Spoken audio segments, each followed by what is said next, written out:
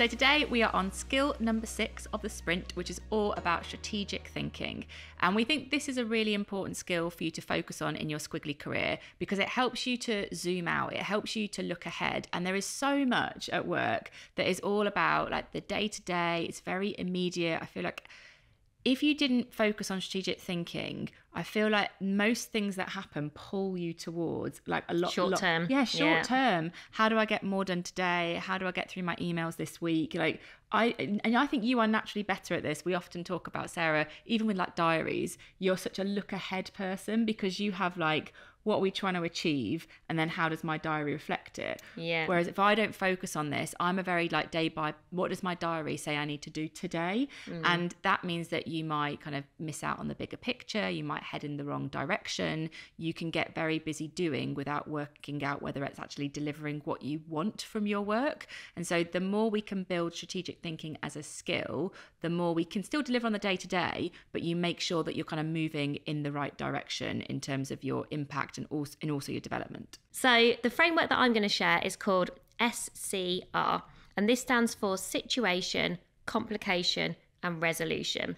So, you know, if you're trying to think strategically about something, a project you're working on, maybe a problem you're trying to solve, even just like the job that you do, I think this is a really simple kind of 3-step process just to give you a guide to think something through. So your situation is like, well, what's happening right now? Describe the current situation. And when I was taught to do this, it was always keep it as short, simple, and specific as possible. So if you can do your situation in a sentence, great. But I would always limit to like no more than a paragraph. Complication is the reason that the situation requires some action. So I always think this is usually obstacle or opportunity. So what's not working?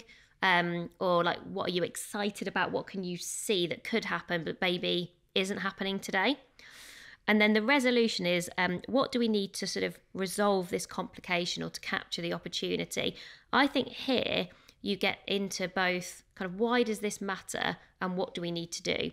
So it's good because it sort of connects you to both goals, which is like strategic thinking. So like kind of why is this important? But then you do start to get into with resolution like act and action. Okay, well, if that matters to us, if we really want to expand into 3 more countries, what we need to do now is ... And so to your point, it's sort of the looking ahead in terms of what's coming next, but then connecting it back to what does that mean for the now? Because you never want to do strategic thinking in a vacuum. Yeah. There's no point just going, oh, well, this is sort of where we'd like to head to.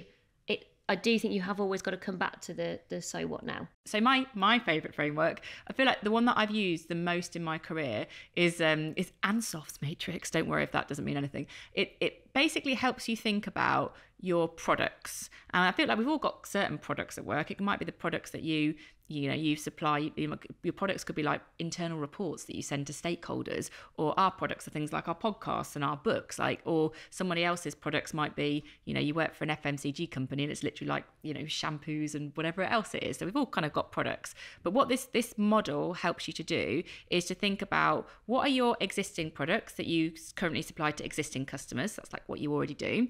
And then you might think about what are existing products and how could you provide them to new customers. That gets you into a new place.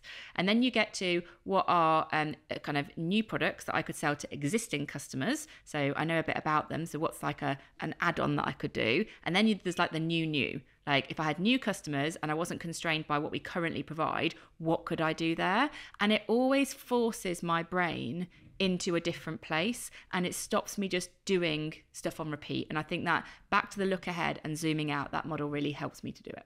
I can imagine how that model unlocks thinking. Just as you were going through, I was like, oh yeah, okay. It helps you to think something through, which is what I think these frameworks are useful for. So a few of those promised useful links that I found. So you might have heard Jim Collins on the podcast previously. If you've not listened to that episode, he is an absolute superstar of strategy. Also, I'm a really big fan, so I get very enthusiastic. What I think is really generous is on his website, which we'll link to, he is sort of the king of strategic kind of models, concepts and frameworks, and he shares them all for free with small icons. So there's one called the flywheel, for example, that we use in our business in terms of how we run our company. And he has a picture of it. He then describes it. He brings it to life with examples.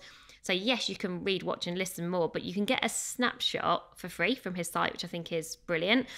Some of them do end up being maybe a bit confusing if you've not dived a bit deeper. You get into hedgehogs and foxes and cannonballs and you sort of go, wow, there's a lot to get your head around. But even I would encourage you to have a play. Like have a play, have a kind of click through.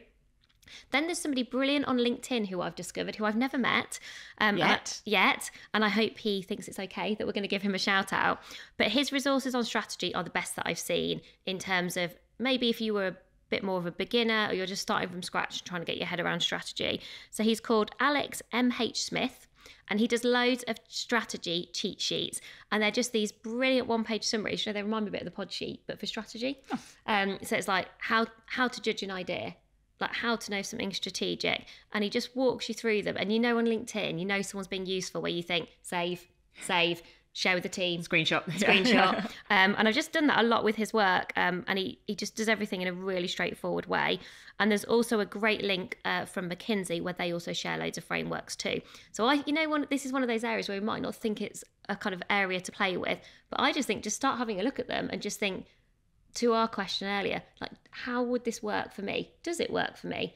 I don't use very many matrices. You wouldn't use SCR. I don't think you need to use everything, but I think once you start just having a go, then you start to figure out like, oh, firstly, I get confident.